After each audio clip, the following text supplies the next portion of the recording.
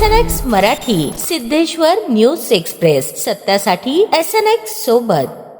सोलापूर महानगरपालिकेच्या वतीने महाराष्ट्र नागरी जलपुरवठा, सांडपाणी व्यवस्थापन व पुनर्वापर कार्यक्रमांतर्गत राबवण्यात येणाऱ्या सुधारित पाणीपुरवठा योजनेचा आढावा महापौर विनायक कोंडाल यांच्या अध्यक्षतेखाली क्रांतीज्योती सावित्रीबाई फुले सभागृहात पार पडला. मुख्यमंत्र्यांचे आर्थिक सल्लागार तथा मित्राचे मुख्य कार्यकारी अधिकारी प्रवीण परदेशी यांची प्रमुख उपस्थिती होती. बैठकीत सुमारे 1378.42 कोटी खर्चाच्या या प्रकल्पाचा सविस्तर आढावा घेण्यात आला. शहराच्या वाढत्या लोकसंख्येनुसार 2030 ते 2060 या कालावधीतील पाणी मागणी, उपलब्धता आणि वितरणातील त्रुटींवर चर्चा करण्यात आली. सध्या सोलापूरला उजनी धरणासह विविध स्रोतातून सुमारे 277.50 MLD पाणी उपलब्ध असले तरी जुनी व अपुरी वितरण व्यवस्था ही मोठी अडचण ठरत असल्याचे स्पष्ट झाले. शहरासाठी सुमारे 1860 किलोमीटर पाणी वितरण जाळ्याची आवश्यकता असताना सध्या केवळ 850 किलोमीटर व्यवस्था कार्यरत आहे. प्रस्तावित योजनेत नवीन जलशुद्धीकरण केंद्रे, मुख्य जलकुंभ, सुमारे 1117 किलोमीटर नवीन पाईपलाईन नेटवर्क, सौर ऊर्जा प्रकल्प, यांत्रिक व विद्युत कामे तसेच रस्ते दुरुस्तीचा समावेश असून शहराला 2447 शाश्वत पाणी पुरवठा करण्याचे उद्देश आहे. प्रकल्पाच्या आर्थिक रचनेत महानगरपालिकेचा